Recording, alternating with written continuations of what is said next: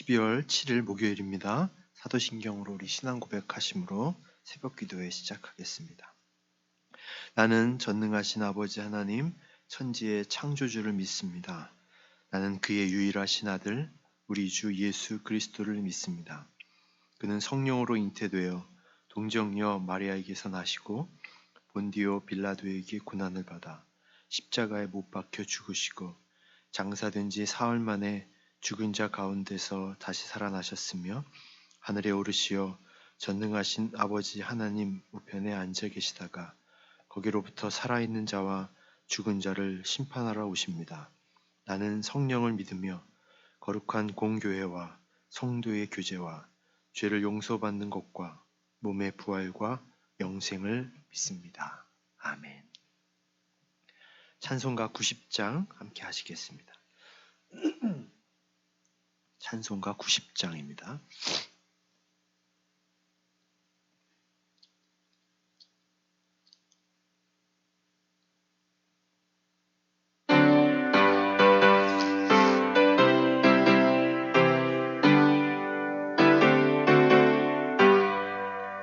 주 예수 내가 알기 전 날 먼저 사랑했네. 그 크신 사랑 나타나 내 영혼 거듭났네. 주 내 맘에 늘 계시고 나 주의 안에 있어 저 포도비유 같으니 참 좋은 나의 친구. 내 친구 되신 예수님 날 구원하시려고 그 귀한 몸을 버리사 내 죄를 대속했네. 나 주님을 늘 믿으며 그 손을 의지하고 내 몸과 마음을 바쳐서 끝까지 충성하리. 내 진실하신 친구여 그 은혜 내려주사 날 항상 보호하시고 내 방패 되옵소서. 그 풍성한 참 사랑을 위능히 끊을 소냐. 날 구원하신 예수는 참 좋은 나의 친구. 오늘 우리에게 주신 하나님의 말씀은 마태복음 1장 18절부터 21절까지의 말씀입니다. 마태복음 1장 18절부터 21절까지의 말씀입니다.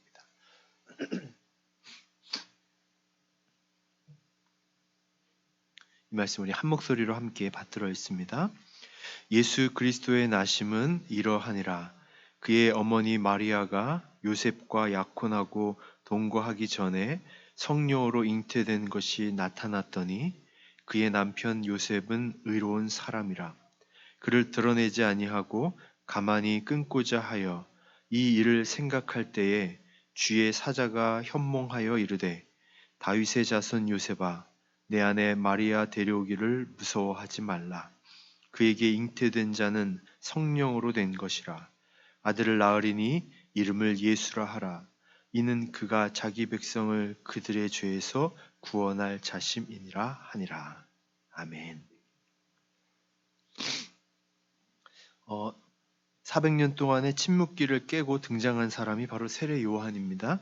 세례 요한은 예수님이 등장하기 전에 그 길을 미리 예비한 사람입니다.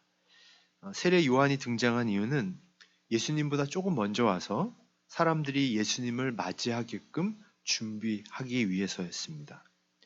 왕의 방문이 계획되어 있으면 왕이 목적지까지 수월하게 이동하도록 미리 길을 평탄하게 만드는 것처럼 왕 중의 왕이신 예수님이 오시는 길을 미리 준비한 사람이 바로 세례 요한이었습니다. 세례 요한은 사람들이 곧 오실 예수 그리스도께서 말씀하실 때 그것을 듣고 반응하게 하기 위해서 준비하게 한 것이죠. 그러면 세례 요한이 사람들로 하여금 이제 예수님이 오셔서 말씀하실 때 그걸 듣고 반응하게 하기 위하여 미리 준비한 그 방법은 무엇일까요? 그것은 회개를 설교한 것이었어요. 어, 세례 요한이 이야기한 것은 회개가 전부였습니다. 세례 요한이 한 말에 대해서 우리가 아는 것은 회개하고 세례를 받으라. 이게 전부였습니다. 성경에 기록되어 있는 세례 요한의 설교문이 따로 없습니다. 회개하고 세례를 받으라는 것입니다. 그런데 요한이 외친 회개는 사람들의 감정에 호소했던 회개는 아니었습니다. 예를 들면 이런 것입니다. 여러분 그동안 잘못 살았습니다. 지금까지 살아온 삶에 대해 마음이 불편하지 않습니까? 눈물을 흘리며 통곡해야 합니다. 이와 같은 회개는 아니었습니다. 회개는 요한이 말한 회개는 이런 것입니다. 돌아서십시오. 다른 방향을 보십시오. 다른 방향으로 가십시오. 하나님의 여러분에게 오십니다. 그분을 향하여 돌이켜서 준비하십시오. 이게 세례 요한이 했던 말이에요. 어제도 말씀드렸듯이 세례 요한의 시대에는 유대교 안에 여러 분파가 있었습니다. 바리새파, 사두개파, 열혈당파, 또 에세네파. 이들은 메시아가 오심에 대하여 각기 자기들의 목소리를 내고 있었습니다. 그런데 이들 분파 중에 어디도 속하지 않았던 낯선 사람이 광야에서 외칩니다. 그게 바로 세례 요한이에요. 그 사람이 외쳤던 한 가지는 바로 회개하라는 거. 그게 한 가지였습니다. 왜 그랬을까요? 요한은 구원의 문제에 있어서 우리가 할 수 있는 일이 거의 없다는 것을 잘 알고 있었어요. 하나님은 우리를 위해 구원하시죠. 그것을 준비하십니다. 그것은 매우 복잡하고 경이로운 일입니다. 거기에 우리가 무엇인가를 기여할 수 있는 것은 전혀 없는 것입니다. 하지만 우리가 해야 할 일이 하나 있는데 그것은 돌아서는 것이죠. 하나님께로. 하나님께서 예수님을 통해서 하실 그 무언가를 하실 수 있도록 우리는 하나님을 향하여 돌아서는 것. 그게 바로 회개였습니다. 회개하라고 하면 우리는 되게 부정적인 느낌이 많이 듭니다. 지금 너 이만큼 잘못했으니까 빨리 돌아서야 돼. 회개해야 돼. 또 지금 회개하지 않으면 더 나빠질 거야. 화를 당할 거야. 그렇게 회개를 받아들이면 회개는 그렇게 썩 유쾌한 것은 아닙니다. 근데 세례 요한이 외친 회개는 죄의 용서에 대한 것이었어요. 그러니까 용서받는 것은 매우 좋은 일이고 행복한 일입니다. 즉 요한이 회개하라는 메시지는 죄에 대해 용서받을 준비를 하라는 메시지였습니다. 하나님이 우리 안에서 그 일을 행하실 텐데 우리를 용서하시는 일을 죄를 용서하시는 일을 행하실 텐데 그걸 너희들이 준비해야 한다. 그게 바로 세례 요한의 메시지였습니다. 이제 곧 그리스도가 오셔서 우리를 구원하시는 일을 할 텐데 여러분 그를 바라보십시오. 그분을 향하십시오. 그 구원을 받아들일 준비를 하십시오. 라고 외쳤던 것이죠. 그분을 등지고 있으면 그분이 하시는 일을 우리가 볼 수가 없잖아요. 그분으로부터 멀리 있으면 그분이 하시는 일을 경험할 수가 없거든요. 그래서 그분께로 돌아서야 되고 그래서 그분을 바라보아야 하는 것입니다. 이것이 바로 세례 요한의 회개의 메시지고 예수님 오시는 길을 예비하는 방법입니다. 세례 요한이 선포한 이 회개의 메시지는 여전히 우리에게도 유효합니다. 어떤 문제에 있어서 가장 근본적인 조치는 가장 기초로 돌아가는 것입니다. 운동선수들이 뭔가 이렇게 잘 안 되고 슬럼프에 빠지면 다른 기술을 익히기보다 기본적인 자세로 돌아가려고 노력하는 것처럼 가장 중요한 것은 기초로 돌아가는 것이거든요. 그것은 무엇이냐 하면 바로 하나님께로 돌아가는 것입니다. 하나님을 향하는 것, 하나님을 바라보는 것, 하나님이 어떻게 말씀하실지 귀 기울이고 하나님이 어떻게 하실지를 주목하는 것, 하나님을 향해 방향을 고정하는 것. 그게 가장 기초적인 일입니다.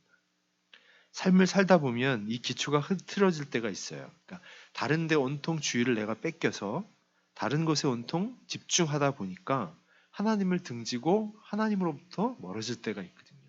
그때 우리는 회개를 선포했던 이 바로 세례 요한의 메시지를 떠올려야 합니다. 회개하라, 돌아서라 라고 하는 이 메시지를 꼭 기억할 수 있어야 합니다. 이렇게 세례 요한이 말했던 바로 그 예수 그리스도가 드디어 탄생합니다. 예수님이 이 땅에 오시는데 우리는 세 가지를 좀 주목할 필요가 있습니다. 첫 번째는 탄생하셨다는 사실이에요. 예수님은 마리아를 통해 태어났습니다. 그러니까 마리아가 잉태했다는 것이죠. 그리고 마리아가 실제로 낳으셨다는 거예요. 마리아가 실제로 예수님을 잉태해서 낳았습니다. 예수님은 실제 어머니가 있었습니다. 이거 무슨 말이냐면 이 세상에 존재하는 모든 사람들은 다 어머니가 존재합니다. 어머니가 낳은 것이거든요. 마찬가지로 예수님도 어머니로부터 태어나서 존재하게 되었다는 거죠. 이건 다른 것을 의미한 게 아니라 예수님의 탄생은 신화가 아니라는 거예요. 없는 이야기를 있는 것처럼 꾸며낸 신화가 아니라 실제로 탄생했다는 것을 우리는 알아야 합니다. 예수님의 탄생이 사실이라는 것은 예수님이 우리의 역사 속으로 들어오셨다는 뜻입니다. 그렇게 예수님이 이루신 구원이 우리의 역사 속에서 이루어진 구원이라는 뜻이죠.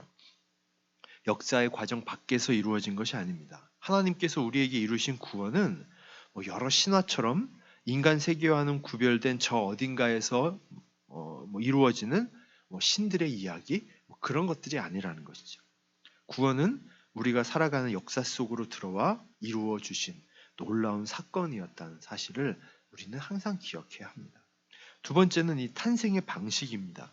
마리아가 잉태했는데 성령으로 잉태했습니다. 우리가 매일 사도신경을 통해서 성령으로 잉태했다고 고백하잖아요. 하나님이 시작하셨다는 뜻이죠. 이게 인간적으로 만들어진 아이가 아니라 하나님이 시작하시고 하나님이 만드셨다는 뜻입니다. 마리아는 남자를 가까이 하지 않았습니다. 그런데 잉태했다는 것은 하나님께서 행하셨다는 뜻입니다. 요셉이 마리아의 잉태 사실을 알고 가만히 파혼하려고 했던 것은 마리아가 남자를 가까이 하지 않았다는 것을 알고 있기 때문에 그렇습니다. 그런데 하나님께서 마리아에게 예수 그리스도를 잉태하게 하신 것은 바로 하나님이 주도적으로 그 일을 이루시겠다는 의미입니다. 그것을 두 번째로 기억해야 돼요. 세 번째는 탄생의 의미입니다. 그 이름을 예수라 하라고 했습니다. 그 이름의 뜻은 그가 자기 백성을 그들의 죄에서 구원하실 것이라는 뜻이라고 했습니다. 예수님의 탄생은 인간과 이 세상을 구원하게 될 사역이었습니다. 예수님이 태어난 것은 하나님께서 자기 백성을 죄에서 구원하시는 계획을 세우셨고 그것을 실행에 옮기셨던 첫 번째 시작이었던 것이죠. 인간의 역사 속으로 들어오셔서 하나님이 영원 전부터 계획하셨던 그 구원을 이제 이루기 시작하는 출발을 한 것입니다. 이런 예수님의 탄생으로부터 시작되는 이 복음의 이야기를 마가복음은 이렇게 시작합니다. 예수 그리스도의 복음은 이러하다. 복음의 시작은 이러하다. 이렇게 시작합니다. 복음이라는 단어가 무슨 뜻인지 아시죠? 복된 소식, 좋은 소식, 굿 뉴스라는 뜻입니다. 평범한 소식이 아니라 그 나라의 왕이 통치하는 데 있어서 매우 좋은 소식 이런 것을 복음이라고 해요. 왕이 어떤 선언이나 행동을 했는데 그 매우 백성들에게 이로운 거예요.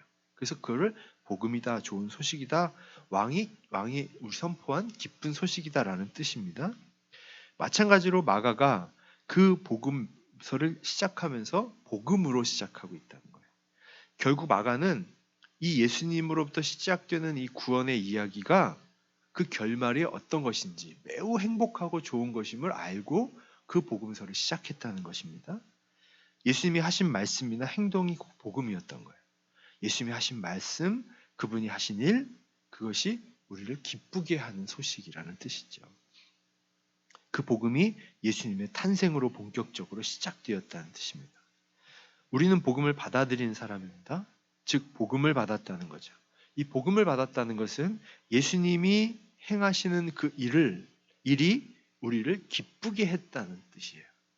복음이라고 얘기할 때 그 안에는 기쁨이 들어가 있는 것입니다. 예수님의 선포가 우리를 기쁘게 했고 예수님의 가르침이 우리를 기쁘게 했다는 뜻이에요. 근데 사실 우리는 이 복음이라는 단어를 생각하면 십자가부터 생각을 해요. 물론 복음 안에는 십자가가 정중앙에 있는 건 사실입니다. 근데 이 십자가라고 하는 것은 고난이고 죽음이다 보니 복음이라고 하면서도 이걸 기쁘게 받아들이지 못하는 경향들이 우리 가운데 있습니다. 예수님이 하신 일이 고난이고 죽음이긴 하지만 그것이 분명하지만 그것을 통해서 우리가 살았고 그것을 통해서 우리가 구원받았기 때문에 그 일을 통해 우리가 얼마나 기쁘게 되었는지 그것을 우리는 놓쳐서는 안 됩니다. 결국 우리가 강림절, 대림절을 우리가 지내고 있는데 예수님 오심을 맞이하는 그 절기가 기쁨의 절기여야 하는 것이죠. 우리가 성탄절 장식도 하고 성탄절 기쁜 노래도 부르고 성탄절에 기쁜 잔치도 하고 축하 예배도 드리는 이유는 바로 그 복음, 기쁜 소식, 예수님을 통하여 우리가 얼마나 기쁘게 되었는지를 잊지 말아야 한다는 중요한 의미가 담겨 있습니다. 오늘 말씀을 좀 정리해 보겠습니다. 세례 요한이 선포한 회개, 돌아서라는 거, 그게 가장 기본인 것이죠. 하나님을 바라보지 못하면 하나님이 하시는 일을 알 수가 없습니다. 하나님으로부터 멀어져 있으면 하나님이 하시는 일을 경험할 수 없습니다. 늘 그 기초, 우리가 어쨌든 힘들고 어렵고 우리가 어떤 곤경에 빠져 있을 때 우리들은 늘 회개하는 것, 하나님께로 돌아서서 그분을 바라보고 그분께로 가까이 가는 것, 그것이 가장 중요한 기초적인 방법임을 기억하시고 예수님 이 땅에 오셔서 이 역사 속으로 들어오셔서 우리를 구원하셨던 그 일을 기억할 때마다 우리가 기쁘고 우리에게 주신 복음임을 항상 기억할 수 있는 여러분 되시기를 주님의 이름으로 축원합니다. 오늘 우리 가운데 즐거운 일이 없어도 예수님 오셔서 우리 가운데 행하신 그 가장 중요한 일이 우리를 기쁘게 했다는 가장 근본적인 기쁨이 우리 가운데 있다는 사실을 기억하고 여러분 가운데서 기쁨이 넘쳐날 수 있는 그런 하루가 되셨으면 합니다. 잠깐 기도하시겠습니다. 하나님 감사합니다. 세례 요한이 던진 회개하라. 그 메시지 우리 마음속에 늘 깊이 새기게 해 주시옵소서. 그 회개란 하나님을 바라보는 것이고 하나님께로 돌아오는 것입니다.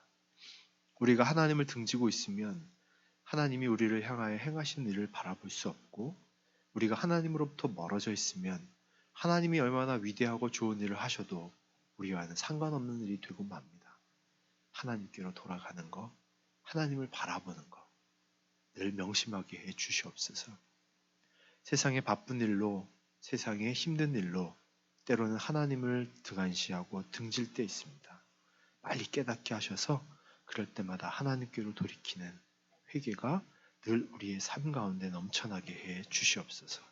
바로 그렇게 하나님을 바라보는 것, 그것이 예수님이 시작하신 복음을 받아들이는 첫 번째임을 기억하고 그 복음을 받아들이는 것이 우리의 가운데 얼마나 기쁘고 행복한 일인지 늘 기억하게 해 주시옵소서. 오늘 하루도 예수님 우리를 위하여 행하신 그 놀라운 복음의 사역, 구원의 사역, 그 놀라운 소식이 바로 나에게 임했으며 나를 구원한 소식이었다는 사실을 기억하며 그 기쁨 놓치지 않고 사는 귀한 하루의 날이 되도록 축복하여 주시옵소서. 오늘도 주님 안에서 기쁘게 행하실 또 주님을 바라보며 살아계신 예수님의 이름으로 기도합니다. 아멘. 하늘에 계신 우리 아버지여, 이름이 거룩히 여김을 받으시오며 나라가 임하시오며 뜻이 하늘에서 이루어진 것 같이 땅에서도 이루어지이다. 오늘 우리에게 일용할 양식을 주시옵고 우리가 우리에게 죄 지은 자를 사하여 준 것 같이 우리 죄를 사하여 주시옵고 우리를 시험에 들게 하지 마시옵고 다만 악에서 구하시옵소서. 나라와 권세와 영광이 아버지께 영원히 있사옵나이다. 아멘. 우리 같이 기도하겠습니다. 오늘 말씀 기억하시면서 회개하며